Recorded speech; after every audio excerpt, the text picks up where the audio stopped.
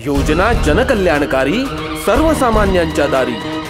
शासनाचा लाभ आम्हाला जमीन दुरुस्ती, बांध बंदुस्तीसाठी आम्हाला लाभ भेटलेला आहे। योजनेचा लाभ मिळाला त्यामुळे मी सरकारचे खूप खूप आभार मानतो आणि मला शासनाकडून असं घरकुल योजनाचा लाभ मिळालेला आहे, म्हणून मी शासनाचे आभारी आहे। महाराष्ट्र शासनाच्या शासन आपल्या दारी या क्रांतिकारी उपक्रमाला जनतेचे भरभरून आशीर्वाद। शेतकरी, तरुण, महिला, उद्योजक, दिव्यांग, केवळ 2 महिन्यात 1.5 कोटींहून अधिक लाभार्थ्यांच्या चेहऱ्यावर फुललेलं समाधान हीच खरी शासनाच्या यशाची पोचपावती आहे। तमाम महाराष्ट्रवासियांचं प्रेम आणि विश्वास सार्थ ठरवत महाराष्ट्र शासनाचा हा विकास रथ असाच वेगाने दौडत राहील।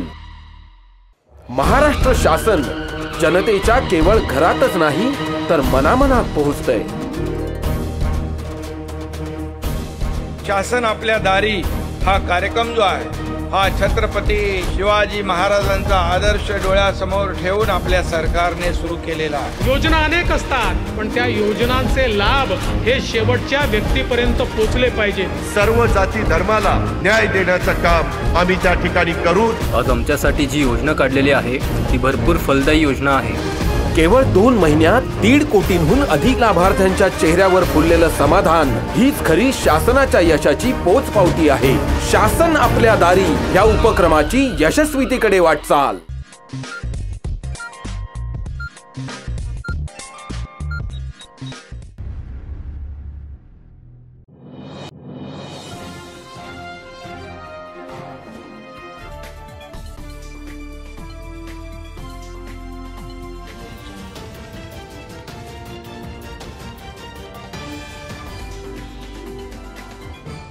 नमस्कार, मी संस्कृती खंडारे। एडीएन बातमीपत्रात आपले स्वागत। आज दिवसभरात घडलेल्या घटनांचा आढावा आपण घेणारच आहोत। त्यापूर्वी नजर टाकूया आजच्या काही ठळक घडामोडींवर। मोदींच्या पाया पडणारे तुम्हीच होते, फडणवीस यांना वाकून नमस्कार करणारे सुद्धा तुम्हीच होते, अशा शब्दात उद्धव ठाकरे यांच्यावर आमदार संजय शिरसाट यांची टीका। राज्य सरकारचा शासन आपल्या दारी हे बोगस कार्यक्रम असल्याचा विरोधी पक्षनेते अंबादास दानवे यांचा आरोप।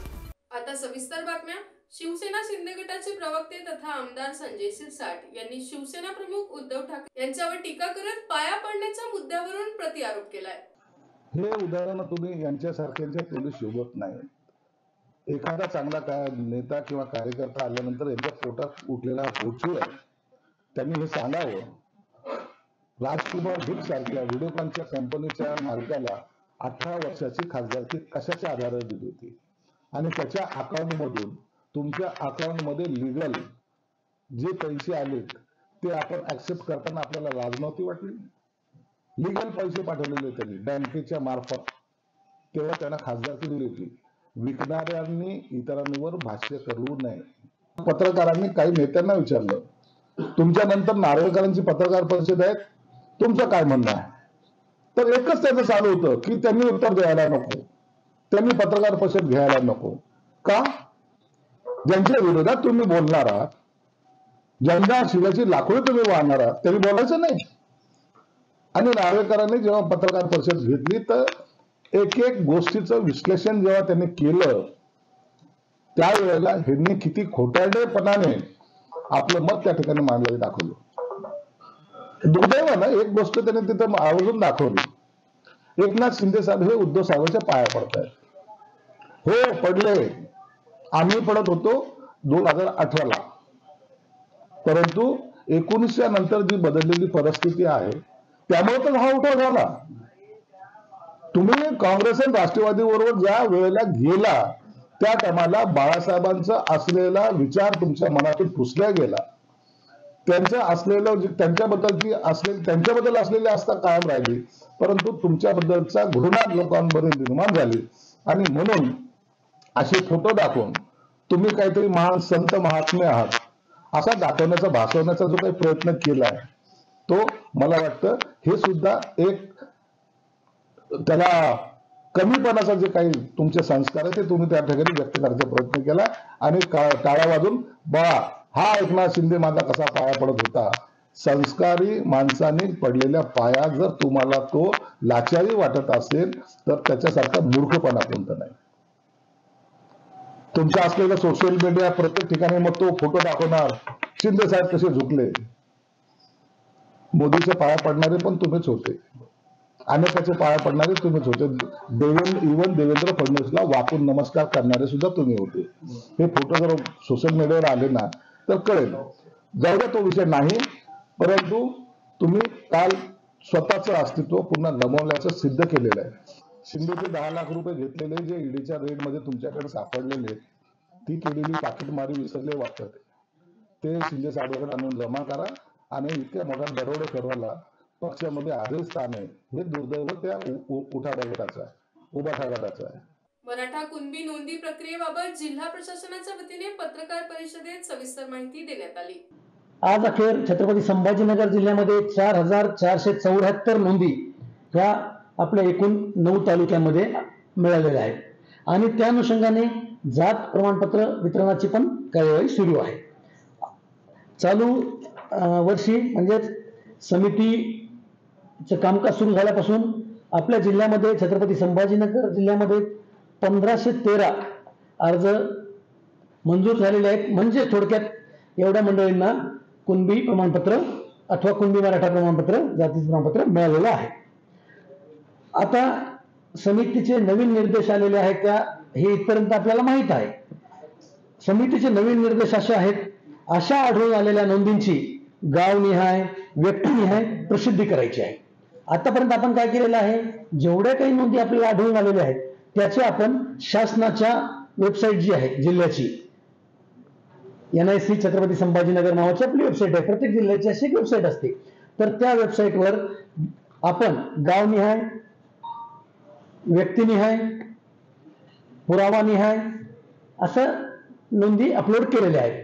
अशी यादी तयार करून गावाच्या ग्रामपंचायतीच्या व तलाठी कार्यालयाच्या नोटीस बोर्डवर प्रसिद्ध करायची आहे, ज्या ज्या नोंदी सापडलेल्या आहेत त्या नोंदीची. तसेच संबंधित ग्रामपंचायतीत आणि तलाठी कार्यालयात जात प्रमाणपत्र मागणीचे पुरेसे कोरे नमुने उपलब्ध करून द्यायचे आहेत. अजून मोठं करा, राघव राजाराम कुणबी वंजारवाडी अशी नावाची नोंद आपल्याला दिसत आहे. ओके, दिसते राघव राजाराम कुणबी वंजारवाडी. तर ही प्रमाणित प्रत आपण अशा पद्धतीनं वेबसाईटवर अपलोड केलेली आहे, ती नागरिकांच्या सुलभतेसाठी. तर अशा पद्धतीनं आपण ही जे काही वेबसाईटवर प्रसिद्ध केलेलं आहे तेच आता गाव पातळीवर प्रसिद्ध करायचं आहे आणि नागरिकांना प्रमाणपत्र जास्तीत जास्त मिळण्यासाठी गावोगावी महा ई सेवा केंद्राकडे अर्ज करण्यासाठी प्रवृत्त करायचं आहे. आणि आम्ही हे आमच्या ग्रामस्तरीय तलाठी, ग्रामसेवक जे आहेत तसेच कोतवाल यांच्याकडेपर्यंत हे सर्व निर्देश शासनाचे पोहोचवणार आणि ते गावोगावी दौंड्या देणे आणि बैठका घेणे याच्या माध्यमातून सर्व नागरिकांना हे माहिती करून देणार आहेत. तर जास्तीत जास्त माहिती नागरिकांकडे पोहोचण्यासाठी आज आम्ही समोर येऊन शासनाच्या बाजू आपल्या समोर जिल्हा प्रशासनाच्या वतीने मांडलेली आहे. अंगणवाडी सेविकांच्या विविध मागण्यांसाठी संप पुकारूनही न्याय मिळाला नाही म्हणून बुधवारी राज्यस्तरावर जेलभरो आंदोलन करण्यात आले. यात सकाळपासून भुकेल्या पोटी सहभागी झालेल्या अंगणवाडी सेविकांनी एडीएन सोबत बोलताना आपल्या व्यथा मांडल्या. आमच्या मागण्या अशा आहेत, आम्ही सकाळी 7 वाजल्यापासून निघलो तर आम्ही जेवलेलो सुद्धा नाही आहेत. आता 2-2.5 झालेत. हा सरकार हॉटेलमध्ये हॉटेलमध्ये बसून सनी जेवण करतो आणि आम्ही अशा रस्त्यावर बसून सनी जेवण करतो. ह्या सरकारला लाज वाटत नाही की महिला उन्हात तानामध्ये रस्त्यावर जेवण करतात, हे करतात, याचं काहीच त्याला मोबदला नाहीये. पण सरकारने आमच्या मान्य करावा आणि आम्हाला काम रुजू करून घ्यावं. पण आमच्या 40 दिवस झालेत आमच्या संपाला आमच्या, तरी आमच्या काही महिला याच्यातून दगावले आहेत. तर तसं आता आम्ही पण आता आत्महत्या करून घ्यावं का, तर हे सरकार होशमध्ये येईल. वारंवार मागणी होती, मात्र मागणी कुठे पूर्ण होत नाही, सरकारही लक्ष देत नाही. 44वा दिवस आहे संपत्तीचा, काय सांगा? 44वा दिवस आहे तरी पण सरकार कोणती दखल का घेत नाही याचं कारण आम्हाला काही कळत नाही. या 2 माता भगिनी आमच्या याच्यामध्ये गतप्राण झालेल्या आहेत, तरी पण याची सरकारला दखल नाहीये. सरकार आमच्या मागणीकडे लक्ष देत नाहीये. वारंवार सरकार आम्हाला टाळू लागले. पण याची सरकारला दखल घ्यावीच लागेल. कुठंतरी कुपोषण वाढायला लागलं असं जर सरकारचं म्हणणं असेल तर आमचं कुपोषण दूर करणे हे सरकारनं गरजेचं आहे. तर आम्ही लहान मुलांचं कुपोषण दूर करण्यास लगेच तयार आहोत. पण पाहिलं आपण जर आता 44 दिवस आहेत, तुम्ही हिवाळी अधिवेशनावर मोर्चा काढला, मुख्यमंत्री चर्चा झाली, तरी देखील तोडगा निघाला नाही. तरी पण तोडगा निघाला नाही. सरकार याला मुद्दाम टाळत आहे. तोडगा निघायला सरकार तोडगा काढू शकतं, पण सरकार आमचा संप संपुष्टात आणण्याचा प्रयत्न करत आहे. सकाळी घरातून किती वाजता निघले तुम्ही? सकाळी आम्ही 7 वाजल्यापासून इथपर्यंत निघालो. ह्या माता भगिनी जेवण सुद्धा कुणी काही केलेलं नाही, तसंच निघलेल्या घाई गडबडमध्ये. आणि हे पूर्ण 44 दिवस आम्ही सारखं आंदोलन करत आहोत, घरी बसलेलं नाहीयेत, निदर्शनं करत आहोत, आंदोलन करत आहोत, नागपूरला जात आहोत, तालुक्याच्या ठिकाणी जात आहोत, सारखं आंदोलन करत आहोत, पण सरकारला याची काहीही दखल घेत नाहीये सरकार. आम्ही इथंच बसून राहणार आहोत रस्त्यावर. जोपर्यंत आम्हाला न्याय ठिय्या आंदोलन आम्ही इथे करणार आहोत. जोपर्यंत आम्हाला न्याय मिळत नाही तोपर्यंत आम्ही इथून हटणार नाहीत. आम्ही नांदरबीड. हा सर, आमचा 4 डिसेंबर पासून बेमुदत संप चालू आहे. आम्ही ठिकठिकाणी मोर्चे काढले, आंदोलनं केली, मुंबईपर्यंत गेलो, नागपूरपर्यंत गेलो, तरी आम्हाला कुठला न्याय भेटला नाही. कुठल्या आमच्या मागण्या सुद्धा पूर्ण झालेल्या नाहीये. आणि आम्हाला कोरोना काळातले योद्धा म्हणतात, तर योद्धा जर म्हणता आम्हाला तर तसं तुम्ही आम्हाला वेतन द्या, पेन्शन द्या. ज्या बाया आता रिटायर झाल्या त्यांनी काय करायचं? त्यांना पेन्शन मिळाली पाहिजे आणि आम्हाला वेतन मिळायला पाहिजे. अजून सरकार म्हणतं कुपोषण वाढलेलं आहे, पण कुपोषण जर वाढलेलं आहे तर आम्हाला तुम्ही वेतन चालू करा, पेन्शन द्या. आम्ही संपत्ती त्याच्यानंतर मागे घेऊ. आम्हाला जर आमच्या मागण्या जर पूर्ण केल्या तर आम्ही पूर्ण संप मागे घेऊ. अंगणवाडी सेविकांनी क्रांती चौक ते जिल्हा परिषद पर्यंत मोर्चा काढला होता. त्यानंतर जिल्हा परिषद सीओ यांना निवेदन दिलं. त्यानंतर त्यांनी रस्ता रोको करण्याचा प्रयत्न केला. त्यामुळं रस्ता रोको केल्यामुळे त्यांना सर्वांना ताब्यात घेऊन कलम 135 मुंबई पोलीस ॲक्टप्रमाणे त्यांच्याविरुद्ध गुन्हा दाखल केलेला आहे. आणि त्यांना सर्वांना या गुन्ह्यामध्ये अटकेची कारवाई म्हणजे नोटीस दिलेली आहे 41ची. आणि त्यानंतर त्यांना सोडून देण्यात आले. मनपा प्रियदर्शनी विद्यालयात इयत्ता 8वीच्या वर्गात कवी डॉक्टर कैलास दौंड यांची गोधडी ही कविता शिकवण्यात आली. तर ही कविता शिकवत असताना विद्यार्थ्यांना प्रत्यक्ष गोधडी ही कशी बनवली जाते याचे प्रात्यक्षिक मुख्याध्यापक शिक्षकांनी शिकविले. गोधडी म्हणजे जुन्या लुगड्याची किंवा जुन्या धोतराचे, जुन्या कपड्याचे चौकोनी तुकडे करून एकावर एक ठेवून शिवलेली गोधडी. त्याला आपण वाकळही म्हणतो. ही वाकळ म्हणजेच गोधडी. ही गोधडी आपण सर्वांच्या आई वडिलांच्या, आजी आजोबांच्या कष्टमय आयुष्याचे प्रतीक मानले जाते. गोधडी या प्रतीकातून कवींनी कौटुंबिक नात्यामधील प्रेममयी आणि जिव्हाळ्याच्या आठवणी भावस्पर्शी शब्दामध्ये सांगितलेल्या आहे. अर्थात गोधडी म्हणजे गरिबातही निष्ठेनं आणि प्रेमानं जपण्याचा वसा आणि वारसा आहे. याची जाणीव आपल्याला कवीने या कवितेमध्ये करून दिली आहे. तेव्हा आपल्या घरामध्ये सुद्धा अशी एक निश्चितपणे गोधडी असावी. मायेचा मुलायम स्पर्श हळुवारपणे जपणारी अशी गोधडी. ही कविता शिकवत असताना विद्यार्थ्यांना प्रत्यक्ष गोधडी ही कशी असते, ती कशी बनवली जाते याची प्रात्यक्षिक मुख्याध्यापक संजीव सोनार, वर्गशिक्षिका स्मिता मुळे, प्रकाश इंगडे यांनी शिकवले. शाळेमध्ये विद्यार्थी व विद्यार्थ्यांनी घरून आपल्या आईच्या जुन्या साड्या आणून त्याच्या गोधडी शिवण्याचा आनंद घेतला. गोधडी नेमकी कशाची बनवली जाते, गोधडी नेमकी काय आहे, तिचे महत्त्व काय आहे हे मुलांना सांगण्यासाठी प्रत्यक्ष वर्गामध्ये गोधडी शिवण्याचे प्रात्यक्षिक विद्यार्थ्यांकडून करून घेण्यात आले आहे. अजूनही काही बातम्यांचा आढावा आपल्याला घ्यायचा आहे, मात्र वेळ झाली एक छोट्याशा ब्रेकची. कुठेही जाऊ नका, पाहत रहा ADN.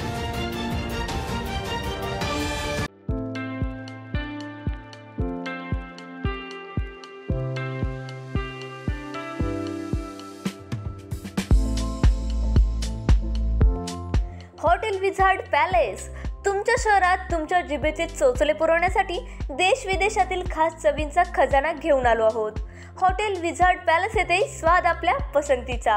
आमच्या येथे महाराष्ट्रीयन, पंजाबी, राजस्थानी, गुजराती आणि साऊथ इंडियन डिशेससह जगभरातील 50 देशांमधील डिशेस सुद्धा मिळतील. व्हेज आणि नॉन व्हेज दोन्ही उपलब्ध. स्वादिष्ट मेजवानीचे एकमेव ठिकाण, family restaurant, AC non AC rooms, AC functional hall, प्रशस्त लिफ्ट, फ्री वायफाय आदी सुविधायुक्त. ग्राहकांना विमानतळ, रेल्वे स्टेशन, बस स्टँड आदी ठिकाणाहून वाहनाद्वारे हॉटेलात आणण्याची विशेष मोफत सुविधा. त्वरा करा आणि आजच भेट द्या. Hotel wizard palace, Khadkeshwar road, mill corner जवळ, औरंगाबाद, छत्रपती संभाजीनगर.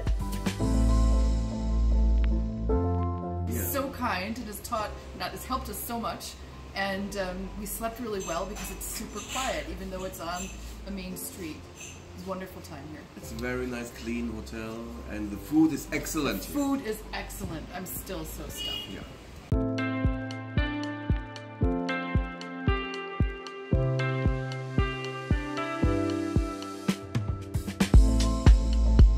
तुम्हाला ही पाण्यामध्ये मनसोक्त बोटिंग करायची आहे, परंतु ही बोटिंग करण्यासाठी गोवा देवगड सारख्या ठिकाणी तुम्हालाही जावं लागतंय. तर जरा थांबा. आपल्याच छत्रपती संभाजीनगर शहरात महानगरपालिका घेऊन आली आहे बच्चा कंपनीसाठी तसेच मोठ्यांसाठी नौका विहार. या नौका विहारामध्ये तुम्हाला विविध प्रकारच्या 6 बोटींमध्ये मनसोक्त नौका विहार करण्यास मिळेल. पेंडल बोट तसेच राफ्ट बोट यासारख्या विविध बोटींमध्ये मनसोक्त पाण्यामध्ये बोटिंग करण्याचा आनंद घ्या. तर त्वरा करा आणि आजच भेट द्या नेहरू उद्यान, यनाट, सिडको, छत्रपती संभाजीनगर.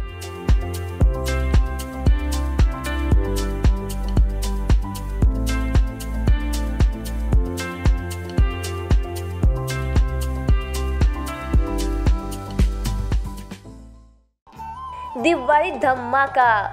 छत्रपती संभाजीनगरमध्ये प्राईम लोकेशनवर आलिशान 2 BHK रो हाऊसेस.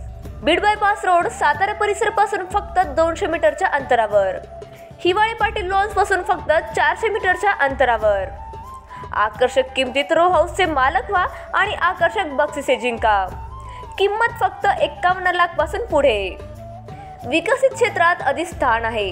वैयक्तिक रो हाऊससाठी प्रशस्त पार्किंग, त्याचबरोबर private garden, video doorbell, सौर सिस्टीम.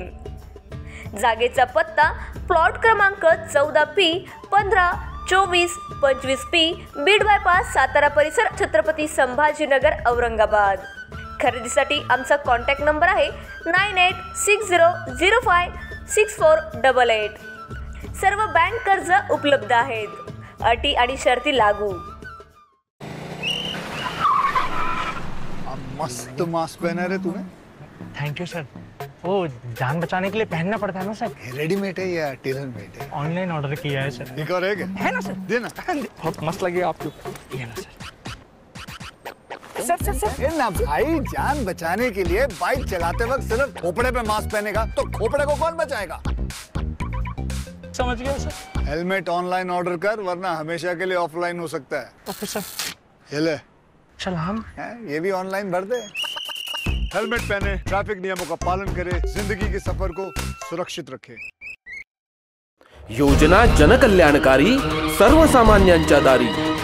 शासनाचा लाभ आम्हाला जमीन दुरुस्ती, बांध बंदुकीसाठी आम्हाला लाभ भेटलेला आहे. योजनेचा लाभ मिळाला त्यामुळे मी सरकारचे खूप खूप आभार मानतो. आणि मला शासनाकडून असं घरकुल योजनाचा लाभ मिळालेला आहे, म्हणून मी शासनाचे आभारी आहे. महाराष्ट्र शासनाच्या शासन आपल्या दारी या क्रांतिकारी उपक्रमाला जनतेचे भरभरून आशीर्वाद. शेतकरी, तरुण, महिला, उद्योजक, दिव्यांग, केवळ 2 महिन्यात 1.5 कोटींहून अधिक लाभार्थ्यांच्या चेहऱ्यावर फुललेलं समाधान हीच खरी शासनाच्या यशाची पोचपावती आहे. तमाम महाराष्ट्रवासियांचं प्रेम आणि विश्वास सार्थ ठरवत महाराष्ट्र शासनाचा हा विकास रथ असाच वेगाने दौडत राहील. महाराष्ट्र शासन जनतेच्या केवळ घरातच नाही तर मनामनात पोहोचतंय. शासन आपल्या दारी हा कार्यक्रम जो आहे, हा छत्रपती शिवाजी महाराजांचा आदर्श डोळ्यासमोर ठेवून आपल्या सरकारने सुरू केलेला आहे. योजना अनेक असतात, पण त्या योजनांचे लाभ हे शेवटच्या व्यक्तीपर्यंत पोहोचले पाहिजे. सर्व जाती धर्माला न्याय देण्याचं काम आम्ही त्या ठिकाणी करू. आज आमच्यासाठी जी योजना काढलेली आहे ती भरपूर फलदायी योजना आहे. केवळ 2 महिन्यात 1.5 कोटींहून अधिक लाभार्थ्यांच्या चेहऱ्यावर फुललेलं समाधान हीच खरी शासनाच्या यशाची पोचपावती आहे. शासन आपल्या दारी या उपक्रमाची यशस्वीतेकडे वाटचाल. ब्रेक नंतर आपले स्वागत. शासन आपल्या दारी हे बोगस कार्यक्रम करीत असल्याचा आरोप विरोधी पक्षनेते अंबादास दानवे यांनी माध्यमांशी बोलताना शिंदे सरकारवर टीका केली आहे. महाराष्ट्राचे सरकार जे आहे शासन आपल्या दारी नावाचा एक बोगस कार्यक्रम करत आहे. याच्यात एक जाहिरातबाजी, इव्हेंट मॅनेजमेंट आणि मुख्यमंत्री येऊन उपमुख्यमंत्री काय करतात तर म्हणे आम्ही संजय गांधी योजनेचं प्रमाणपत्र दिलं. संजय गांधी योजना निश्चित महत्त्वाची आहे, परंतु त्याच्यासाठी मुख्यमंत्री उपमुख्यमंत्री येऊन ते सांगतात. खरं ते रुटीन काम आहे. सरकार आपल्या दारात येत असताना एक न होणारे काम इथं झाले पाहिजे. जे लोक सरकारच्या दरबारी पोहोचू शकत नाही ते पोहोचले पाहिजे. परंतु आत्ताच्या वेळेला राज्यामध्ये चालू असलेला हा कार्यक्रम, हा उपक्रम, तर जाहिरातबाजी, स्वतःची स्वतःचं शो मीडियाच्या माध्यमातून समोर आणणं, जनतेच्या पैशाची उधळपट्टी आहे. कित्येक ठिकाणी तर तहसीलदार BDOंना कॉन्ट्रीब्युशन करून कार्यक्रम करायला सांगितलेलं आहे, लोक आणायला सांगितलेलं आहे. आणि म्हणून खऱ्या अर्थानं जनतेचे प्रश्न, जनतेच्या अडीअडचणी एक विरोधी पक्ष म्हणून आमची जबाबदारी आहे. आणि म्हणून ह्या जाणून घेऊन ते सोडवण्यासाठी निश्चित या उपक्रमाला आम्ही सुरुवात केलेली आहे. सुरुवात आम्ही शिवालयातून मुंबईतून केली, आता बुलढाण्याला, संभाजीनगरला येणार काळात, मग धुळ्याला आहे, पिंपरी चिंचवडला आहे, कोल्हापूर आहे, सिंधुदुर्ग आहे. या सगळ्या वेगवेगळ्या ठिकाणी या महाराष्ट्राच्या महिन्याभरात अशा पद्धतीनं जनाधिकार, जो जनतेचं एक हक्काचं ठिकाण आहे, ते आम्ही देतो. आणि याला म्हटलं शासन आपल्या दारी या नुसतीच बात करतात हे, पण खऱ्या अर्थानं शिवसेना जनतेला साथ देते. त्या हेतून आज बुलढाण्यामध्ये अशा पद्धतीनं जनाधिकार या जनता दरबाराचं आयोजन आम्ही केलेलं आहे.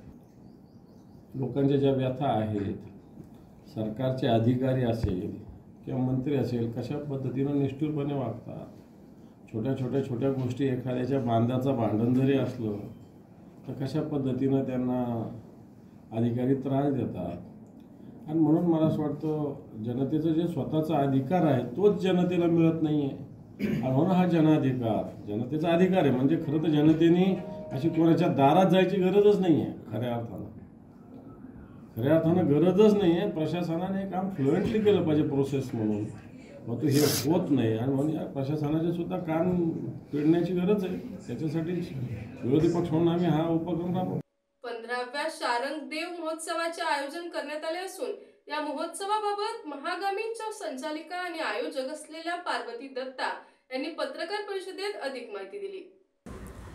गत 15 वर्षों से शारंग देव समारोह नाम से शास्त्र, प्रयोग, परंपरा, अनुसंधान, ये चारों ही स्तंभों को जोड़ते हुए एक महोत्सव की कल्पना की गई, जिसमें विविध कलाकार, गुरुजन, विशेषज्ञ और शोधकर्ता सम्मिलित हुए.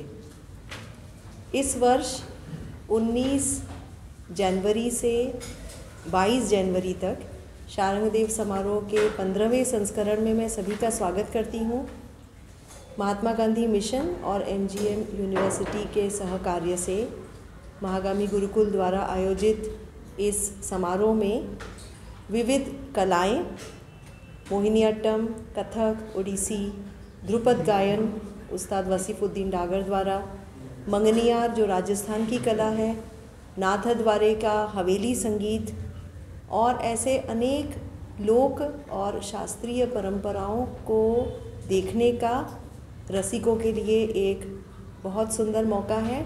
साथ ही विद्यार्थी नागरिकों के लिए वर्कशॉप्स, पेंटिंग या विजुअल आर्ट्स के इमर्सिव सेशंस जिसमें वे स्वयं आके चित्र बना सकते हैं, पाकशास्त्र की कुछ रिवाइव्ड रेसिपीज़ जिसका सेवन सभी आके कर सकते हैं, देखते हुए कि ग्रंथों में लिखे हुए रेसिपीज़ साकार किस तरह से सेवन में लगते हैं, और आउटरीच एक्टिविटीज़ जैसे हेरिटेज विज़िट है या स्थानीय राम मंदिर में एक नृत्य प्रस्तुति या पुणे विद्यापीठ के द्वारा होस्ट किया गया कथा कथन का सत्र, 3 या 4 खंडों में सुबह का सेमिनार, उसके बाद वर्कशॉप, रिसर्च प्रेजेंटेशंस और शाम का संगीत नृत्य महोत्सव, इन सभी डायमेंशंस में ये महोत्सव होने जा रहा है. मैं रसिकों का और कलाभिलाषियों का स्वागत करती हूँ.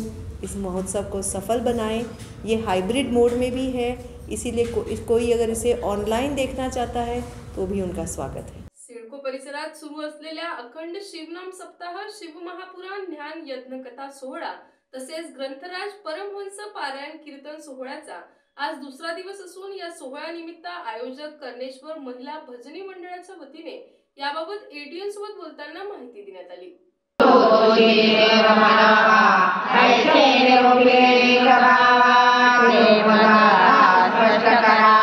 सद्गुरु रूप कैसे शंकरे की मौज सौरसे और भाव तत्वे असे स्वरूपीचा शिव उवाच गुरुर्माता गुरुपिता हितकृता श्री गुरु स्वयं गुरुदेवा परम नास्ति तस्मै श्री गुरवे नमः.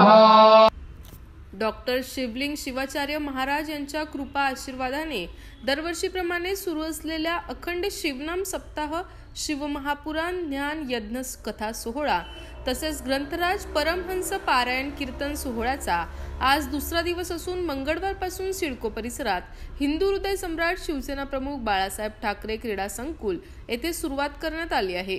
16 ते 23 जानेवारी दरम्यान सदर सोहळा मोठ्या उत्साहात पार पडणार आहे. सदर अखंड शिवनाम सप्ताह कीर्तन सोहळ्याचा समारोप 22 जानेवारी रोजी ग्रंथदिंडी व भव्य शोभायात्रेने होणार आहे. सदर सोहळ्याचा लाभ घेण्याचे आवाहन आयोजकांच्या वतीने करण्यात आले असून या सोहळ्यानिमित्त आयोजक कर्णेश्वर महिला भजनी मंडळाच्या वतीने याबाबत ATN सोबत बोलताना अधिक माहिती देत सहभागी होण्याचे आवाहन केले आहे.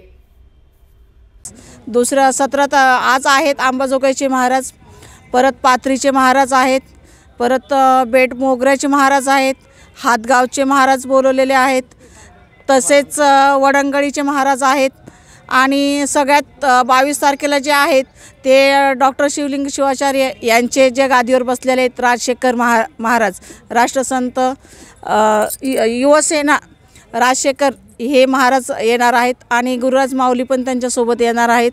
आणि 8 दिवसाचे 8 महाराज असल्यामुळे म्हणजे रोज वेगवेगळ्या महाराजांचं आम्हाला प्रवचन ऐकायला मिळणार आहे आणि त्यांच्या वाणीतून जे समाजाला बोध मिळणार आहे तो समाजाने घेतला पाहिजे.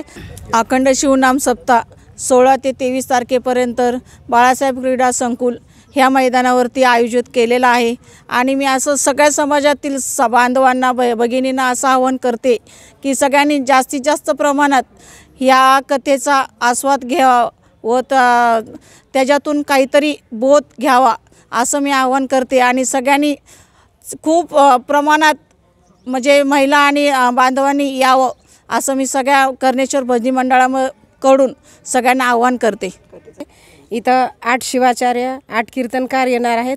याच्यातून समाजाने काहीतरी घेण्यासाठी किंवा समाजाने ह्याच्यातनं काहीतरी घ्यावं पुढच्या पिढीसाठी आम्ही जे हे करतोय पुढच्या पिढीनं काहीतरी ह्याच्यातनं, कारण पिढीच्या पिढीसाठी हे सगळं म्हणजे कमी पडतंय असं आम्हाला वाटतंय, म्हणून समाजाने यातून काहीतरी घ्यावं. म्हणून आप्पांनी जे आम्हाला दिलेलं आहे शिवनाम सप्ताह आप्पाच्या प्रेरणेने जे चालू आहे ते आम्ही करण्याचा प्रयत्न करतोय. महिलाचं आहे आणि सर्व कर्णेश्वर महिला भजनी मंडळ आम्ही यामध्ये आहे. त्याच्यामुळे सर्व समाजाने पण आम्हाला खूप छान साथ दिलेली आहे आणि नवीन पिढी यातून काहीतरी घ्यावी किंवा घडावी या प्रेरणेने आम्ही हे शिवनाम सप्ताह करत आहे. आणि आमचे कॉलनीचे नगरसेवक वीरभद्र गादरे ते पण आहेत आमच्यासोबत, शिवकुमार देशमुख पण आहेत. हे सर्व म्हणजे आम्ही स्त्रिया तर आहोत पण पुरुषांची पण आम्हाला साथ असल्यामुळे आम्ही सर्व मिळून हे सगळं करू शकतोय. अयोध्या दर्शन, अयोध्या धाम सोहळासुद्धा इथं समोर उभा केलेला आहे. या कार्यक्रमासाठी बोलवलेले पूर्ण आपले कीर्तनकार, कालचे कीर्तनकार होते नागेश स्वामी कुरुंदवाडीकर, आजचे कीर्तनकार आहेत चंद्रकांत गुरुजी आमलापुरे, उद्याचे कीर्तनकार आहेत अनिल महाराज सेवाळकर, परवाचे कीर्तनकार आहेत कमलताई शिवकुमार स्वामी, अमोल महाराज बनवसकर, कावेरीताई किशनराव मुतखेडे, लक्ष्मण महाराज विभूते आणि प्रसादाचे कीर्तनकार आहेत दयानंद महाराज नागापल्ली आणि शिवमहापुराण कथा रजनीताई मंगलगे यांच्या सुमधुर आवाजाने आप्पाची मानस कन्या मानलेल्या अशा आहेत त्या, त्यांच्या वाणीतून सर्वांनी शिवकथेचा लाभ घ्यावा.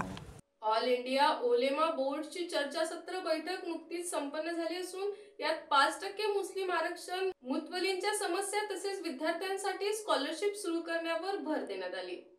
रविवारी रोजी सायंकाळी ऑल इंडिया उलेमा बोर्ड तर्फे चर्चासत्राचे आयोजन करण्यात आले होते. चर्चासत्राचे आयोजन मोबिन सिद्दकी, फैसल शेख यांनी केले होते। यावेळी माजी स्थायी समिती सदस्य, मनुष्यबळ विकास मंत्रालय सलीम अलवारे, अल्लामा बुनाई हसनी, मौलाना नौशाद, मौलाना सबीत अली नक्शबंदी, मौलाना शमीम अख्तर नदब, मेहमूद हकीमी कारी, अब्दुल रशीद अंसारी, फैसल सिद्दीकी, सलीम सोपारीवाला, शाहिदा दरबार, जावेद हबीब, शिक्षक जिया, डॉक्टर अफसर खान, राष्ट्रवादी अल्पसंख्याक अध्यक्ष महाराष्ट्र राजा साहेब, ओबीसी शाखा महाराष्ट्र राष्ट्रवादी तांगडे पाटील, कैसार आझाद, मोईन इनामदार, रफिक चिता, शेख शफीक सिल्लोड, नवी पटेल आदी उपस्थित होते। यावेळी मोठ्या संख्येने विद्यार्थी, युवक आणि शहरातील मान्यवर उपस्थित होते।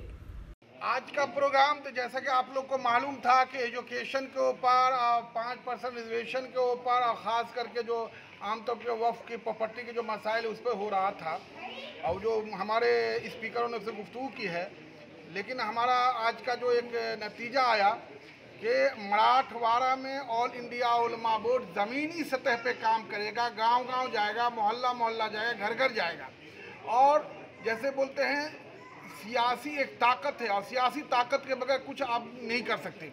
तो इसके लिए ऑल इंडिया उलमा बोर्ड की सुप्रीम बॉडी ने अभी वही फैसला किया है कि मराठवाड़ा में सियासी मुहिम चलाने के लिए, सियासी फैसला लेने के लिए किस पार्टी को मुसलमानों का सपोर्ट होगा, इसके लिए मोमीन सिद्दीकी को कन्वीनर बनाया गया है मराठवाड़ा का।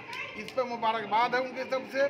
और हमारा ये है कि तालीम ज़रूरी है, तालीम जिस तरीके से हो, आप जो है आधी रोटी कम खाओ लेकिन बच्चे को पढ़ाओ, ये हमारा तालीम का ये अहम एजेंडा हमारा है, अहम तहरीक हमारी। सर, मुस्लिम रिजर्वेशन के लिए ऑल इंडिया उलमा बोर्ड क्या क्या कदम उठाने वाले हैं? मुस्लिम रिजर्वेशन तो हम हमेशा आवाज़ उठाते रहे और इसके लिए हम जो है बहुत जल्द हम ऐलान कर रहे हैं कि मुंबई के अंदर आज़ाद मैदान में लाखों की तादाद में अगर सरकार हमारे जायज़ मुतालबे को नहीं मांगेगी, 5% रिजर्वेशन जो हाई कोर्ट मुंबई भी इसको माना है, तो हम लाखों की वहाँ धरना देंगे। और वो ऐसा होगा धरना जो तारीख में कभी भी ऐसा नहीं हो सका है। जब तक फैसला हम मनवाएंगे नहीं, आज़ाद मैदान से निकलेंगे नहीं। जी, आज औरंगाबाद शहर में सभी सियासी पार्टी के लीडरान हमारे साथ थे, जिसमें एनसीपी के जो है तो महाराष्ट्र के दोनों अध्यक्ष थे हमारे साथ, और शहर के कांग्रेस के अध्यक्ष थे, शारिक नक्शबंदी साहब थे, एमआईएम के थे, और काफ़ी सारे लीडर्स थे, भारतीय जनता पार्टी के थे। तो हमारा सबका मंशा एक ही है कि हम जो है तो मुस्लिम आरक्षण का जो हक 2014 में हमारे को हाई कोर्ट ने दिया है, हम वो हक लेने के लिए तैयारी में बैठे हुए हैं। शेवटी पुन्हा एकदा एक नजर टाकूयात अशा ठळक घडामोडींवर। मोदींच्या पाया पडणारे तुम्हीच होते, फडणवीस यांना वाकून नमस्कार करणारे सुद्धा तुम्हीच होते, अशा शब्दात उद्धव ठाकरे यांच्यावर आमदार संजय शिरसाट यांची टीका। राज्य सरकारचा शासन आपल्या दारी हे बोगस कार्यक्रम असल्याचा विरोधी पक्षनेते अंबादास दानवे यांचा आरोप। याचबरोबर हे बातमीपत्र इथेच संपलं। पुन्हा भेटूयात पुढील बातमीपत्रात। तोपर्यंत पाहत रहा औरंगाबादकरांचं हक्काचं बातमीपत्र ADN।